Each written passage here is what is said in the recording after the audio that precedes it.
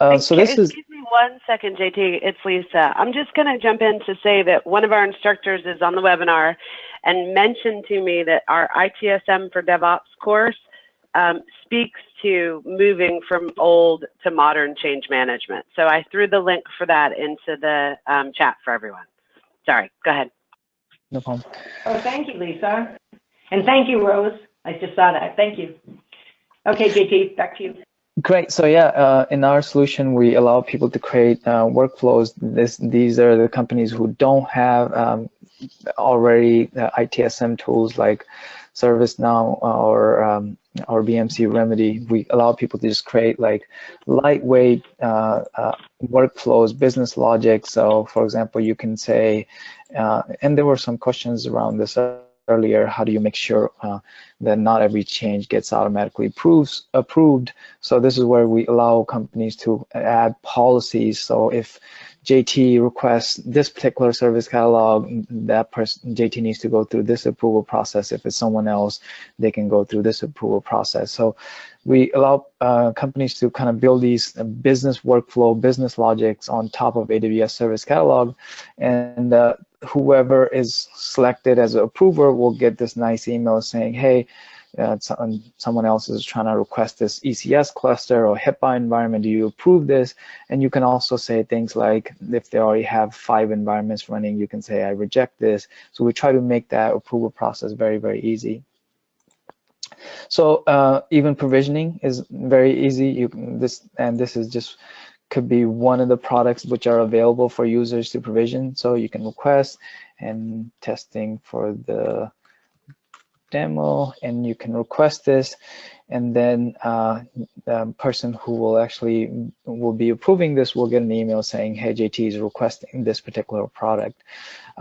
As the products are provisioned, you can see how much they're costing you, which is very important in cloud, because most of the time people don't know how much each one of these resources are costing you. So you can kind of see all the products which are provisioned and how much they are costing you.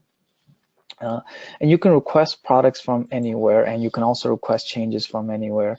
For example, Slack, I can just say I'm going to deploy to production, and it's just listening for the context. If I say, hey, I'm going to deploy to production, the system is asking me, hey, you just mentioned I'm going to deploy to production.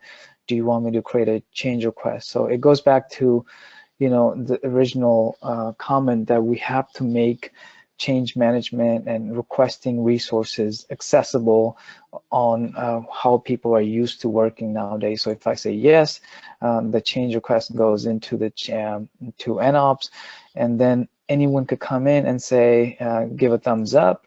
And also, if the changes are not coming from Slack, they can come from, for example, Jira. So you can either create a Jira ticket, or you can associate the changes that happen and associate them to a Jira ticket, and that way, the customers and developers are thinking in terms of user stories, right? They're thinking, what is this infrastructure change gonna actually do to, as far as what value is they gonna deliver to our customer? So. And we only show changes which are active. So if I launch 100 servers and kill 99 of them, we don't really show you that information by default. So that way you can really kind of see what really changed, where the changes are coming from, and are they manual changes? Especially manual changes, you want to make sure they go with the users actually track it back to some kind of a Jira ticket or just a change request in NOps. And once again, we're building this on top of Service Catalog, which actually has a lot of these type of capabilities where you can add constraints. You can say if the user should only, sorry, I got logged out, but you can add constraints like that in production environment, you can only launch extra large. You can add constraints like in dev environment, you can only launch small instances. You can also add constraints like that all the databases have some kind of encryption enabled, And so things like that. So Service Catalog really kind of enables you these kind of capabilities where you can add all these guardrails and controls on the products, and then using something like nOps allows you to create business logic and making sure that all the changes that happens in the cloud are actually approved or linked back to some kind of Jira ticket or any original change request. And also a year from now, let's say if you're searching for prod, you could kind of see how many resources does prod have and how those changes are originated. So this change came from auto scaling. So had this came from Service Catalog, we'll show you this came from Service Catalog. Had this came from Slack or Jira, we'll show you that this originally came from Jira. Here's the Jira story. So it kind of shows you a full view of what's happening in your cloud and where the changes are coming from, what changes are approved, and what requires approval. That's it, Karen. Thank you.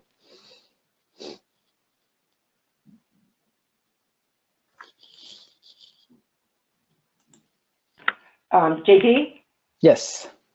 Marie has a question on that. She said, from an organizational perspective, what new roles will be managing these setups? What functional groups? IAM/IDM or IT service management or SysOps? IT service management and also even developers we see using this.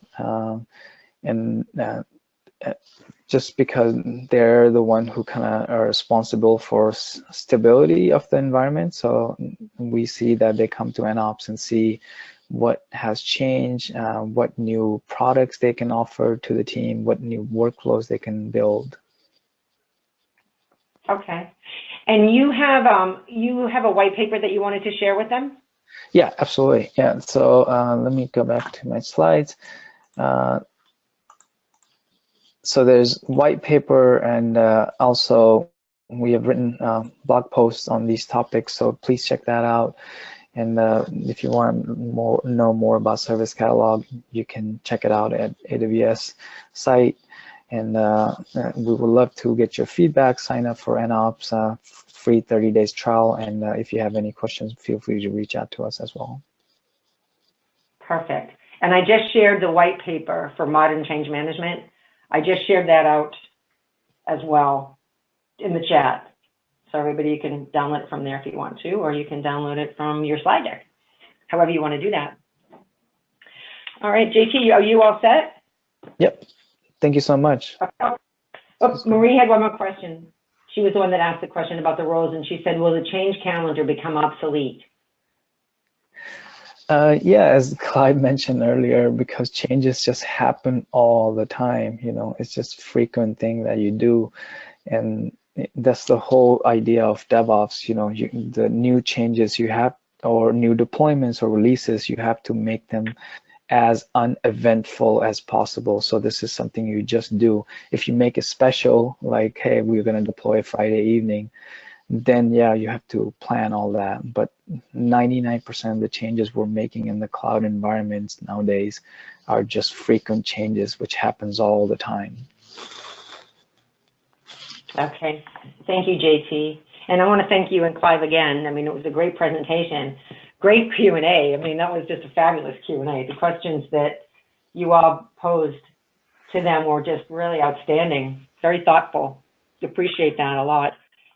JT, I'm sorry, Karen, it's Lisa. I actually have a question, and I hope I'm not putting you on the spot with this. But No taking the unicorn companies out of the equation, so that, you know, the Netscapes, the Etsy's, the Amazon out of the equation, who have you guys seen that is more of a thoroughbred, if you will, that has really successfully moved from a pretty rigid old change management into like a kung fu successful cloud deployment and is now very modern? Yeah, so we have a couple customers. I just, unfortunately, I cannot say their name, but they're not like, you know, these unicorns. And that's why we focus on Service Catalog for this particular company, because we felt like that we can abstract all the complexity for provisioning this new environment and patching it all the time. And for this company, it was the transformation has been amazing. Their sales team used to take months to build new environments, and they have big customers. And now with using Service Catalog and this automated workflow, their sales team can actually provision resources within 30 minutes. So that's one example. And nClouds, we've done this like over 100 times. That's our main focus. We go in, help companies with DevOps transformation and leverage tools like Service Catalog and build workflows using NOps. Hopefully that answers your question. It does, and we'll talk offline later, but maybe if we could talk one of those companies into doing a co-presentation of a webinar, because people love a good case study.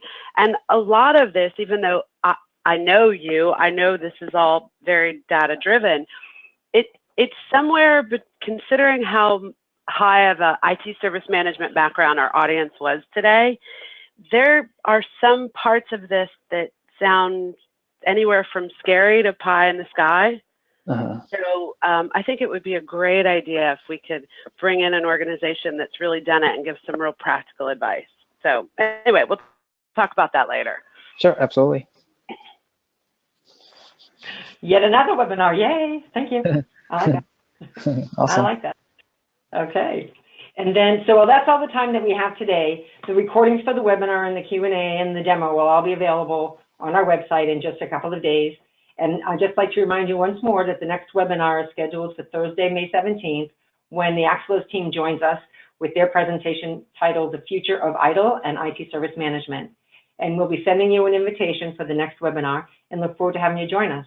And as you log out, please just take a minute to complete the post-webinar survey. It's just 2 questions, very easy, and it gives you the opportunity to request any webinar topics that you'd like to see presented in the future. So your feedback is very important to us as part of our continuous service improvement process. So thank you for joining us and have a great rest of your day. And thank you again, JT. It was wonderful to have you. Thank you. Everybody have a great day. Bye. Thanks, Karen. Thanks, JT. We'll talk to you guys soon. Thank you. Bye. Okay, thanks, Lee.